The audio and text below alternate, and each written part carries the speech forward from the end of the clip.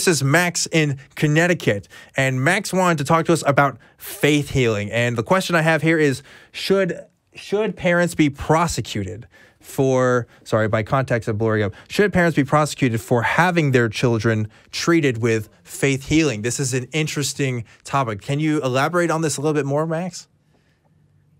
Well, yeah, do you think it falls under freedom of religion if you don't think they should be prosecuted, or? Yeah. Hot topic. I know Paul probably has an opinion on this. A couple of things. So first of all, I'm a parent. So, yeah, I mean, anytime you're talking about the health of a child, it means a lot. I also happen to live in a city that has prosecuted different parents for the death of their children for negligence, in terms of they went with homeopathy and faith, not faith healings per se, but they went with, instead of taking them to the doctor, they would pray. It was one set of parents, and another would just chose to try and use homeopathy to cure their children. And I think that was fully justified for our system of law to charge these parents with lack of care. Children are entrusted to parents. Parents have an obligation to children to give them every chance to survive, to be healthy, to live. I think it's inexcusable that anyone can harm another being for their own beliefs. I think that all of our personal freedoms and our religious freedoms stop when it inflicts harm on someone else. So I can't be more emphatic to say, yes, absolutely, parents should be charged for faith healing. Now, that goes to negligence and loss of health. Obviously, I don't think that they should be charged for example, teaching their children that the Earth is 6,000 years old. I don't think that is, while I might hyperbolically want to say that that is child abuse in its own way, it's not. It's indoctrinating someone with a bad idea. But anytime you're talking about the actual physical or mental health, then to me, it's pretty black and white. I don't know, Dan, do you disagree? Yeah, so like I agree with you in spirit. I grew up with parents who practiced medicine, and so I was taken care of pretty well in that regards, and like homeopathy and those kinds of things was just never a thing because I had parents who knew in their practice that these things were kind of BS. And it wasn't until I was older and I figured out that, oh, this was a thing that kind of other people did with their kids and stuff. And, occasionally I think we all have that one friend that's got the essential oils in their house and, is kind of scenting out the place and stuff. But I've never encountered negligence to the extent of, the death of a child. And unfortunately, like we've been seeing this in the news the past couple of years, and it seems to only be growing, especially with the anti-vaccine movement and stuff. I know Paul definitely has a lot to say about that.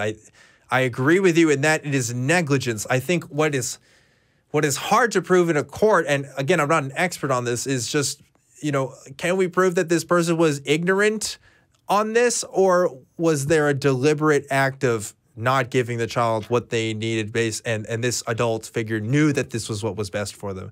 Because I think that's kind of harder to prove. If an adult genuinely thinks that this is what's best for their kid and that's what happens, then, I think the legal argument, or there's a distinction there a little bit. But it's pretty tough if your kid's sick and you don't take them to the doctor at all, and or you are given instructions by a doctor and you throw those out the window. Either way, that's documented in a way, right? Like if you never go to a physician, that's pretty easy to show. Good point. Well, I guess what I'm thinking in my mind is that they go to a place, but it's not like a real physician. It's one of those kind of sketchy joints and stuff. And, to them, that counts as kind of a, I don't know. Again, we're talking about authority. That counts as an authority in their lives that gives them the legitimacy to continue whatever actions they're doing, whether it's feeding them, I don't know, just pills that don't work, sugar pills or something, The faith healing ones specifically, they usually try and just avoid the doctor altogether. Yeah. If that's what you're talking about. Did you have a specific case in mind, Max? No, not really. But I wanted to go back to the. I just know it's a problem in some states and like counties. I want to go back to what you said about the emotion. Yeah, kind of like Pennsylvania, more rural areas, I believe. I wanted to go back about the emotional aspect. If you, I want to ask if you think if a church, how do I see this, encourages a member to like feel hate or harass another person, like let's say a gay person or a black person, do you think that could be considered a criminal case if like the parent knew what they were doing and causes his child to harass another person? Yes, that is a hate crime. If we're getting to that level, and we do have some laws against that. Now, interestingly enough, very recently there was, oh gosh, I can't remember what the organization was, but there was an organization that was trying to, I think, there was going to be, was this a Supreme Court decision or this might have been a state decision? I don't remember the details, but basically there was a law that was, like lynching was still kind of a thing in area. I think it was throughout the United States, and they wanted to kind of patch this up and say you can't make a law that says you can't lynch gay people in particular, I think it was, or just like lynching people in general. And there was a organization that was pushing against this idea that still wanted like lynching to be a thing. And this sounds like an event that happened 100 years ago, but this was like within the past few months. I don't remember the details of the organization, but I just remember reading this. You know, this is shocking. I think it definitely does still happen, especially with religious organizations, whether it's subtle or it's overt. You know, the racism, it tends to be more.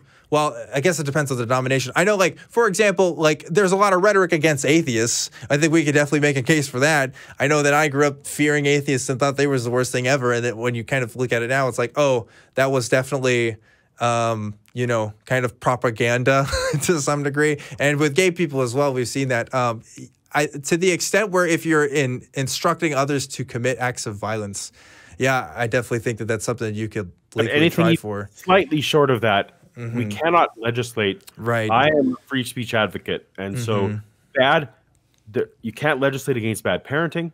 You can't legislate against bad ideas. All we have to do is encourage the marketplace of ideas so that the bad ideas are seen as bad ideas. Because like most churches, I think, don't advocate hate against gays, but they certainly advocate that is a sinful lifestyle that they chose, right? Just that idea. You're not going to go beat someone up because, oh, you're a sinner and you chose the bad idea. But it does take you into life and your prejudice against people that you shouldn't be, and you have these weird ideas. But I would never advocate that someone's kid should be taken away or like that. Like there's just bad. We're always going to have bad ideas. If we get rid of these religious bad ideas, new bad ideas are going to crop up. We can't. I mean, specifically inciting violence, okay, don't do that. But anything short of that, Dan, I just can't say. I'm too much of a free speech advocate to say you have to have the right to tell people your terrible idea. Yeah, I have to agree with you, and it's a sad conclusion to come to because it's like, we want to do something about it legally. You know what I mean? Like, we want to say that this is bad and we want to punish people for doing bad things. But yeah, the free speech stuff, it's hard to argue against, you know? Yeah, and I mean, and unfortunately, when it's a parent-child situation or a teacher-student, there's a power differential there, and your bad idea is getting accepted at a level it shouldn't. But we can't have the government coming or anyone coming into people's homes and saying you're teaching your kid what you shouldn't. That's just not a. You can't start. It's a non-starter to me anyway. Yeah. If that happens, you're basically no better than the other groups that try to do that. I think at some point, even though you're you're telling the right idea, if you're going to invade someone's privacy and tell them that they're wrong, I don't think it makes you any better than the people that you're standing against. which is why for me, more than anything, like I don't even care about teaching evolution in school. I would get rid of all evolution in school if we could replace it with a critical thinking class. If we could have mandatory critical thinking classes, you know, all the way through school. Okay. I don't know along about with cutting personal finance, but I don't know about cutting the budget on evolution for that. But yeah, I agree. no, but I'd almost, you know how I feel about evolution, but I'd almost even willing to sacrifice it if we could go with how to be a critical thinker. I'm with you there. What can we get rid of? Maybe geometry or calculus or something. I'm all right with that. I wouldn't be sad without geometry. Yeah. Well, Max, that was an interesting topic to bring up. Thanks for calling. And I hope to hear from you again soon. Thanks, Max.